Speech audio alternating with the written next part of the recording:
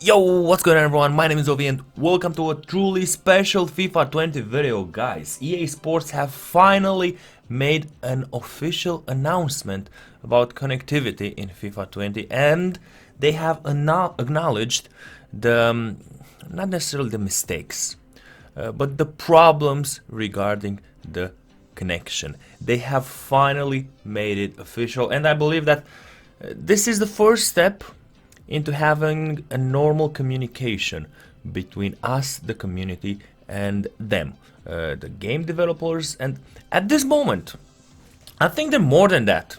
I think that this phenomenon, which is FIFA 20, which is the FIFA world, is so big, and this is why communication between these two, between the community and them, needs to be very good.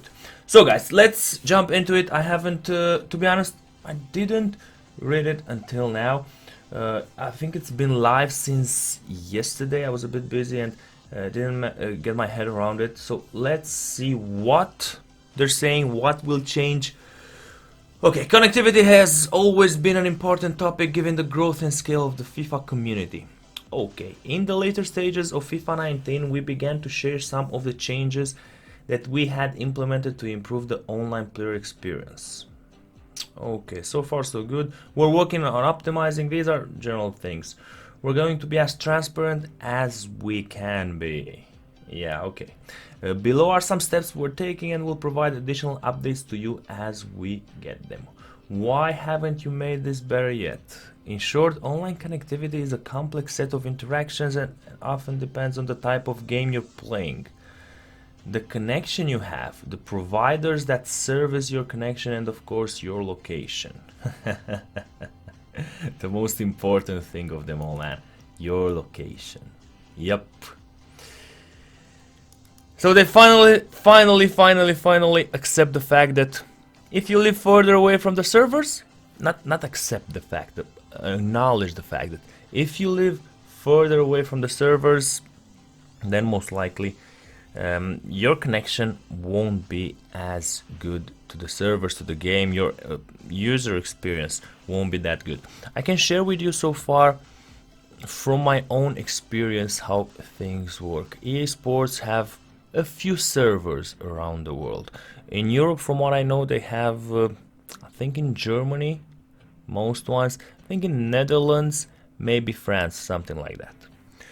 So if I get connected to a server that is overpopulated, like the one in Germany, then my gaming experience will be extremely bad. If I get connected to, let's say, the Netherlands server, then my gaming experience will be a bit better. The gameplay responsiveness will be better. Also, it depends to your internet provider. That has a huge importance, and you don't need 1000 megabytes per second. No, it's regarding the route from your place to that particular server. If your connection bounces through more servers until it gets to that country, to that server of EA Sports, then you're gonna have a worse connection. So this is why some people from the same country have better connection than the other people from the same country, because of the internet provider having a more direct path to the mother server, let's call it like that. Let's continue now with what EA is saying. We know that the internet is generally designed to provide stable connections towards everyday activities like downloading, okay, blah blah blah blah blah blah blah blah blah, to be honest.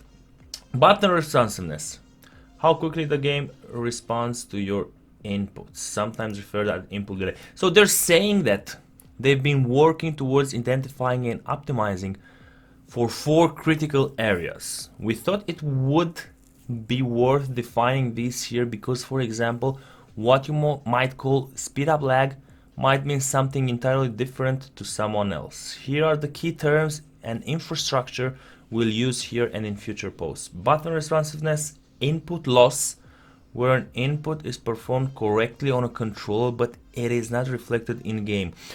I think sometimes referred to as buttons not registering. Here, I think the most important thing is in the way you control your players in defense with the right analog. I think that's when I feel like my right analog isn't registering in game. Game speed, when the online gameplay does not appear to be running at the expected speed. Okay, temporary freezing. I don't have this. So temporary freezing, I've never had this. Or if I have it, it's once in 300 games. Input loss, buttons not registering, yep, with the right analog. Game speed, yeah, I do feel like the game is slower at an hour when a lot of people are on the servers, and it's faster in the morning when less people are on the servers. Button responsiveness, input lag delay. This is the most important. This is the most important of them all. So we've been actively working on these things, and they're not the only factors we're testing and trying to improve. And there are often trade-offs that we have to consider when optimizing the game. For example, the game stutters when packets are getting stuck over the internet. We have intentionally made the game more responsive over the years, which means that if you have a slower internet connection, that you could see more stutters. We could artificially smooth this out, but that would result in greater delay for other players. Below are a few additional areas we are working on to enhance the overall experience and as we investigate solutions. Okay, live testing. Some connectivity and responsiveness solutions require live testing in order to gain a real-world understanding of their impact. We are in the process of setting up and conducting this testing with limited groups of key players. These tests will provide us with valuable data that will inform future actions taken by our team. The first ones will be looking at button responsiveness and input loss. You can expect to hear more about some of these scenarios early in the new year. Game latency investigations and improvements. We are continuing to capture data through gameplay responsiveness surveys. Okay, our most recent surveys happened last week, and it is the third time we've run one like this since launch. Okay, this thing with the survey, I don't know, because some players, if they win the game, even if it was laggy, they might say it was okay. So I don't think this is very effective, to be honest. The game latency investigations and improvements through surveys. Data centers. Since FIFA 20's launch, we've added a new data center and moved 8 additional data centers to optimize our global network, which now consists of 15 locations across 6 continents. 15! 6 continents. 300 countries, let's say. You see what I'm getting, right? You see what I'm getting. Like, you kind of need to add more. Why not? EA.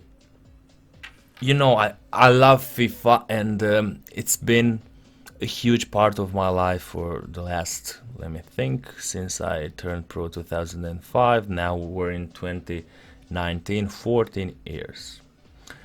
I have a love-hate relationship. Love is for the game, hate is for the connection. And guys, you are making a lot of money from Ultimate Team. Let's be honest. That is the truth. Why lie to ourselves and not acknowledge that to everyone? Ultimate Team is incredible. I think you should build a statue of the guy that thought about this idea and promoted it in your meetings. Really, you should have a statue. It's a great game mode, don't get me wrong. It is an absolutely great game mode, and that's why it makes money. It is a fantastic game mode. You make so much money out of that, so why not take a bit from that profit and invest it in the servers and make a server almost in every country. Just think about it. Indeed, it would be a big investment, but imagine how many people start playing the game in September with high hopes. They train, they practice skill moves, they watch tutorials on the internet, my tutorials. And afterwards, they just get bullied online because of the connection, because the opponent has a better connection to the game. Even though they have a nice internet provider with high speed internet, they're further away from the servers comparing with the opponent. And that happens 1 time, 2 times, 3 times, 4 times, until that guy stops playing FIFA 20. That guy stops playing FIFA, he doesn't invest money in FIFA points. So, if that guy would keep playing the game and invest money in FIFA points, I am sure that overall you would get your investment back from the servers. The money you invest in the servers by keeping more players that will invest more money in FIFA points. As easy as that. What else do we have here? The matchmaking system. In October, we made a modification to the matchmaking system in FIFA Ultimate Team. This change was targeted to help increase the quality of online matches by updating rules around acceptable ideal ping thresholds. We have seen some initial ping improvements across matches globally, and we will continue to monitor the matchmaking system and make adjustments as needed. Okay, so this ends like this. We'd also like to take this opportunity to acknowledge and thank all of you who have been instrumental in sharing feedback and working hand in hand with us through this process. We recognize you want more updates, and our aim is to deliver that as we move forward. We will keep the conversation with you going. Keep telling us what you're experiencing, and we'll keep telling you what we're doing to help improve your online experience. You can expect to see these updates in future pitch notes and EA help articles. Okay, overall, as I told you, the first step is to accept that, to acknowledge that there is an issue. EA has done it. Second, from what I'm reading, I'm seeing that what I understand actually is that they do not know 100% what is the problem. They are trying to fix it, but they don't know exactly which is the problem. I think it's the servers, the number of servers that we have. Indeed, it is a big investment, but I think they should do that. And I think that's kind of the only way that they can fix this 100%. Leave a comment below with your thoughts about it, guys. Really curious to hear it. This will be all for today. Don't forget to drop a like if you're hoping for better connection in FIFA 20. I'll see you guys later. Bye bye.